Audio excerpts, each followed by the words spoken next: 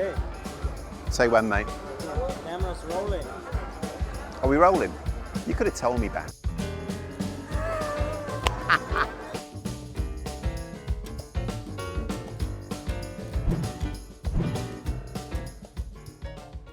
Guten Tag, mein Name ist Fennelly, and that's the only German you're going to get from me, guys, okay? So we are now today in Münster. There's a few reasons we've chosen Münster today. One is it looks cool, and we're going to be drawing that view behind of the cathedral. It's a massive big cathedral, so we're going to have great fun with that. But the second reason we've chosen it is Münster sounds so cool. As an English person, you've got to go to Münster. And I'm going to be doing for you today a video of me creating one of my typical urban sketches. And I'm going to be breaking it down for you into lots and lots and lots of steps. It's going to be great fun, and I hope you learn loads of skills for your urban sketching experience. Now, you don't have to have exactly the same stuff as me, but it might help. So I'll just go through them quickly with you. The brushes come in two different types. Basically, you've got your riggers, which are these kind of long, thin ones. This is a number 3, but the one I use mostly is this one, which is a 0. And then we have the flats, but I call these pastry brushes. This is like my big one, this is Daddy. Okay, that's the middle one, which is a really important brush. Baby pastry brush. These are the brush pens, these are Tombow. So black, and you've got your medium grey, cool grey, warm grey, and then you've got your really light grey there. So these are the fine liners, these are uniballs. They're great for like really thick dark lines, but I don't use them very often. But the fine liners I use the most are these ones. These are Derwents, and they range from 0.8 all the way down to 0.05. These are Winsor and Newton watercolor paints. They all start with white and they all finish with black, and they basically go through the yellows and the reds and the deep reds, browns there, greens there, and then blues all the way back to black. You also need to take with you water, and last but not least, make sure you take your sketchbook with you. So I use a Fabriano Hotpress 300 gram A3 sketchbook.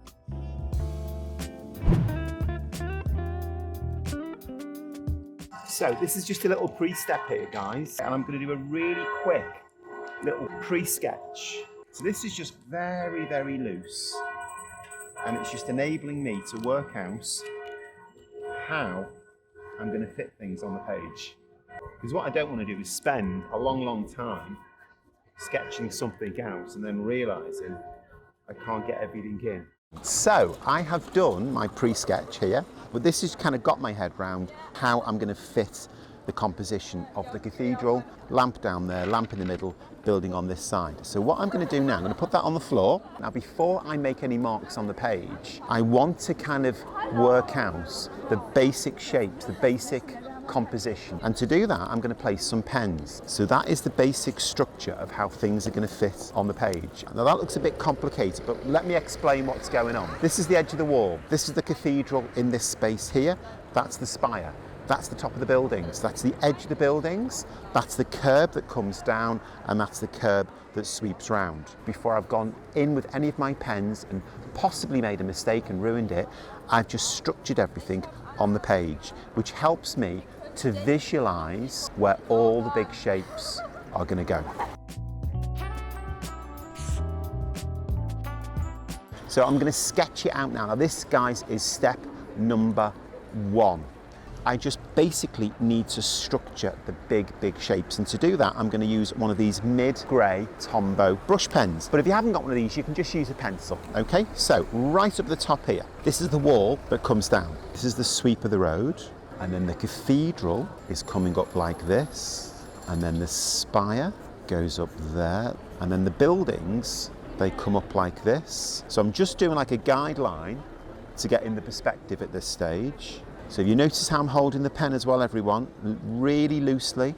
So it means you can just move around the page a lot more. It gives you more freedom to be quite loose. Now these are obviously going to be windows, but at the moment I'm not drawing the windows, I'm just kind of marking them in. In my first sketch, I did this huge big no entry sign, and I don't think I'll put it in, because I quite like the fact that all the intense detail is going to be in this area. So what I'm doing already is editing out, and that is a really important part of urban sketching that you do edit in and you do edit out, because you've got complete control. And that is step number 1. Now what I'm going to do now is go over it with these fine liners, and I'm going to use a 0.3, 0.2, 0.8. Now the purpose behind this now is just to go over this shape and just give it a little bit more structure. It's adding more information. So before, this cathedral, it was just like a big point that went up in the sky. But what I'm doing now is I'm looking deeper, so I'm seeing more things going on. First lines that I put on, they're kind of guiding me. So I know where to put the windows on this building because I sketched out the shape of it before. Now there's a lot of windows going on here, and I don't want to draw all the windows because I always feel life is a bit too short to count windows. And I'm also dropping these arches down as well because they were a bit too high before. And these brush pens allow me to do this because these brush pens are water soluble.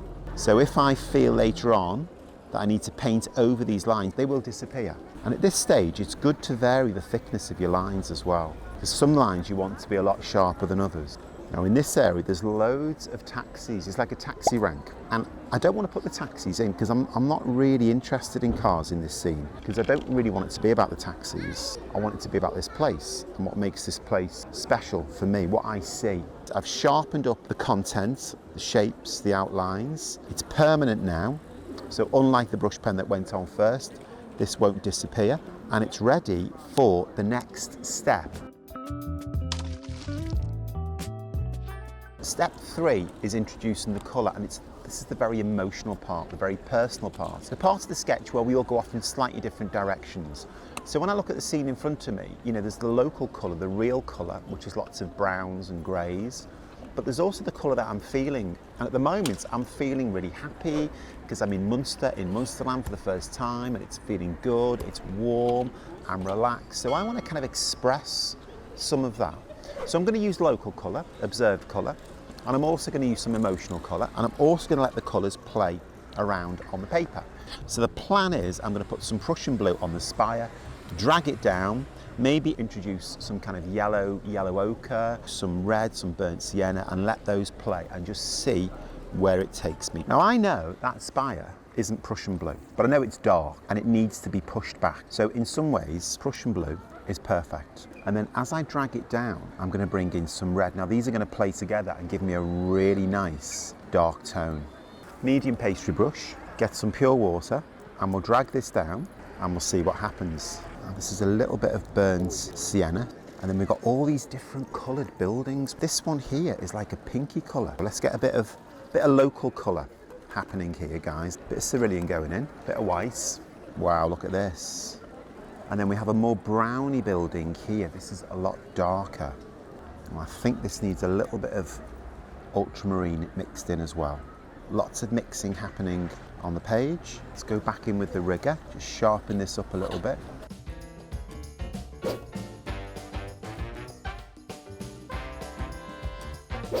Let's start off again with Prussian blue.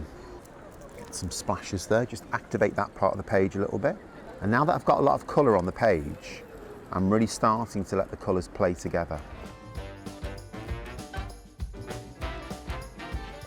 So I put this first wash on about 5 minutes ago, and now that it's dry, I can kind of go over it again. So the light wash is coming through the darker one. When you do the painting stage, it's always important to be mindful that you don't want to overdo it. You want to keep things quite light and fresh. You want lots of white space around as well, which gives it shape and gives it structure and gives it composition. I mean, I can expand the picture out later with lines and with tone. So it's important not to overpaint things. And then the final thing, I'm going to go back to Prussian blue and just ping this lamp in.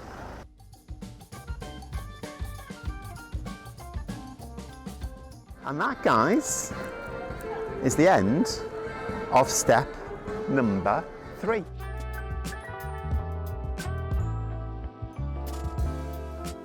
Now step 4 is using the brush pens, and this is all about developing tone, calming down the colours, making it more three-dimensional. So just watch what I'm going to do. So I could easily do all of this with watercolour, but doing it this way, it just enables things to stay nice and dry all the time, because what you don't really want to do is start adding more water onto your sketch, because you want to kind of keep it dry now. So using the brush pens is introducing tone, but it just keeps everything nice and dry. And then some of these lovely dark shadows that we have in the arches, I can just shade some of those in here, and then I can use one of the lighter ones and I can just blend it a little bit. See, a little bit of blending there, just to give it a really nice three-dimensional pop. And then I can work inside some of these contour lines that went on before to give me a nice sense of perspective. Bring that window down a bit more. Now I'm not doing any tone work around here because I really like those colours. There's a danger with the brush pen that you can end up doing a little bit too much, and you can just keep kind of working over things, and then it just gets a little bit kind of muddy and you can kind of never get it back again. So it's just something to be aware of. And also with these pens as well, you can use the fine liner part, and they're just great for marking in window panes really quickly. And that, guys, is the end of step number 4. And the detail, although it's the final step, takes longer really than all the other steps put together. So I'm going to start off by working on the spire up here.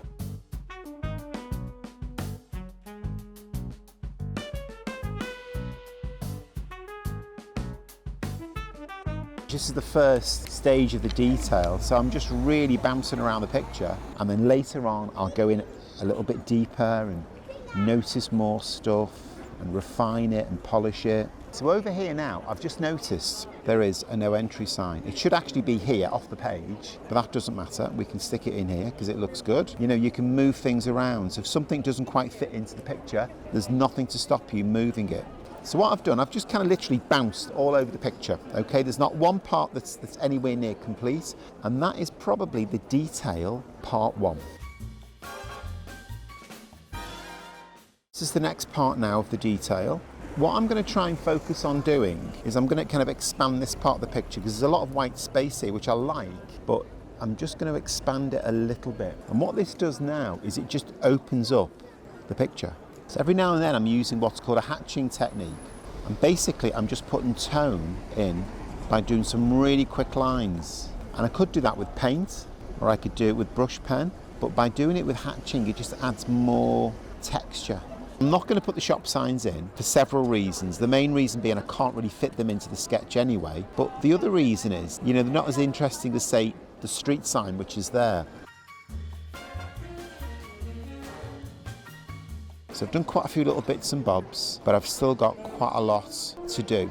There's not one part of the picture that is complete. But what I try and do is keep everything kind of floating around at the same stage of incompletion. Now, because there's about 6 taxis parked here and there's about 1,000,001 people, I'm going to have to leave this area quite ambiguous. Okay, so I'm going to put a bit of tone work in this side of the sketch now. This is the brickwork extension. So that's just expanded the picture.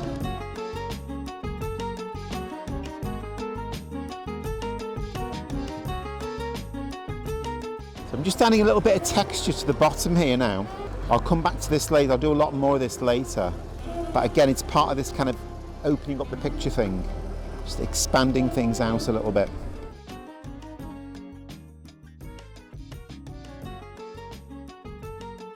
I don't, you know, really go looking for shadows unless they're creating things like depth and tone in the picture. The direction of the light has a huge impact upon what you do, because I can just see a lot more now than what I could before.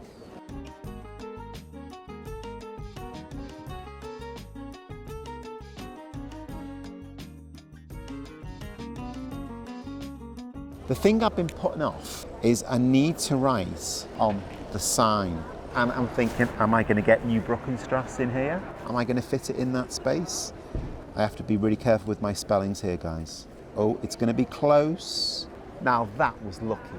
I mean, really, what I should have done is done the writing first and then put the lettering around it, but I kind of forgot. Now, underneath it says theatre. I'm so pleased I've got that lettering in, because it was worrying me. There's certain parts of the picture that are kind of starting to get complete, like here and here, but there's other areas where I've still got a lot to kind of work out and a lot to resolve. And then down here, we have got lots of little bits of chewing gum, and some little stones.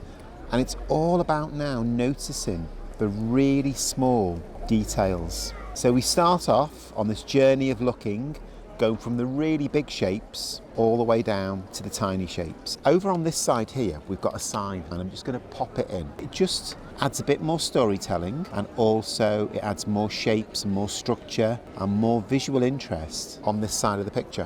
When you start looking, really looking in a scene, you really do start noticing stuff, and you notice patterns and how patterns repeat themselves. So this pattern and this pattern are repeating themselves, and it just starts knitting your composition together.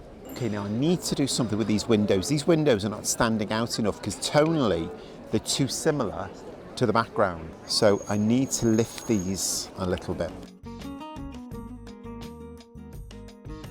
So I've almost finished the detail, and I feel like I want to lift it a little bit more with just a little bit more colour. And that's an important part of any process, the fact that you feel if you need to do something at the end to complete it, then you just got to do it.